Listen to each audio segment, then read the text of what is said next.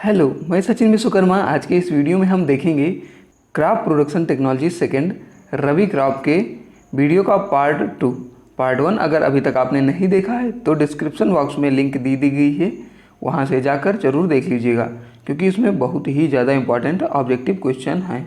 अपने सेमेस्टर से संबंधित ऑब्जेक्टिव क्वेश्चन और पेपर का सॉल्यूशन सबसे पहले पाने के लिए हमारे चैनल को सब्सक्राइब कर लीजिए और बेल आइकन को भी प्रेस कर दीजिए। तो चलिए वीडियो को शुरू करते हैं। आज का पहला प्रश्न है कि विश्व में सबसे अधिक कृषिगत क्षेत्रफल किस फसल का है। विश्व में सबसे अधिक कृषिगत क्षेत्रफल किस फसल का है, यानी कि विश्व में सबसे ज़्यादा क्षेत्र में उगाई जाने वाली फसल कौन सी है, तो ये गेहूं है। इसका आंसर होगा गेहूं। अगला प्रश्न है सामान्य रोटी वाले गेहूं का वानस्पतिक नाम है। सामान्य रोटी वाले गेहूं का वानस्पतिक नाम है, तो इसका आंसर हो जाएगा ट्रिटिकम एस्टिवम।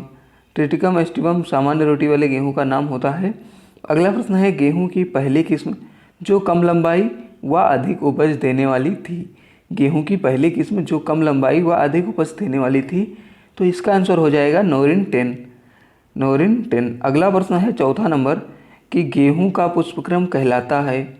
गेहूं का पुष्पक्रम कहलाता है, तो गेहूं का पुष्पक्रम बाली, उसे ईयर कहा जाता है, बाली कहा जाता है। अगला प्रश्न है सामान्यतः गेहूं की फसल में क्रमशः नाइट्रोजन, फास्फोरस व पोटास की संस्तुत मात्रा है। तो इसमें गेहूं में नाइट्रोजन, फास्फोरस व पोटास की मात्रा जो होती है वो होती है 120, 60, 40। 120 किलोग्राम नाइट्रोजन, 60 किलोग्राम फास्फोरस और 40 किलोग्राम पोटास। अगला प्रश्न है फ्लेरिस माइनर किस कुल से संबंधित है। तो फ्लेरिस माइनर ग्रैमिनी कुल से संबंधित है। फ्लेरिस माइनर गेहूं का मुख्य खरपतवार है। इसका जो लोकल नेम होता है, कॉमन नेम, वो होता है गेहूं का मामा। अगला प्रश्न है 7वां नंबर कि गेहूं के प्रथम सिंचाई किस अवस्था में, गेहूं में प्रथम सिंचाई किस अवस्था में देनी चाहिए। तो गेहूं में पहली सिंचाई जो है वो CRI अवस्था में देनी चाहिए। इसका आंसर हो जाएगा CRI। अगला प्रश्न है गेहूं अनुसंधान निदेशालय कहाँ स्थित है। तो गेहूं अनुसंधान निदेशालय करनाल में, हरियाणा में स्थित है, करनाल के हरियाणा में। अगला प्रश्न है गन्ने का उद्गम स्थल है। तो गन्ने का जो उत्पत्ति स्थान है वो है न्यू गिनी, क्यूबा। अगला प्रश्न है 10वां नंबर कि गन्ने की उत्पादकता किस राज्य में सर्वाधिक है।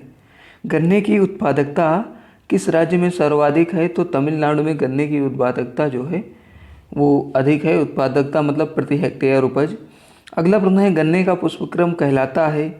तो गन्ने का पुष्पक्रम जो है वो एरो कहलाता है, इसको एरो कहा जाता है और पुष्पक्रम निकलने की क्रिया एरोइंग कहलाता है। अगला प्रश्न है कि गन्ने की बढ़वार के लिए अनुकूलतम तापमान होना चाहिए। तो गन्ने के लिए जो उपयुक्त तापमान होता है वो होता है 26 से 32 डिग्री सेंटीग्रेड। अगला प्रश्न है अधिशाली गन्ने की रोपाई कब की जाती है। अधिशाली गन्ने की रोपाई कब की जाती है, तो ये जुलाई और अगस्त में की जाती है। अगला प्रश्न है गन्ने में सिंचाई के लिए सबसे ज़्यादा क्रांतिक अवस्था है। गन्ने में सिंचाई के लिए सबसे ज़्यादा क्रांतिक अवस्था है, तो ये फॉर्मेटिव स्टेज जो होती है ये सबसे ज़्यादा क्रांतिक अवस्था होती है।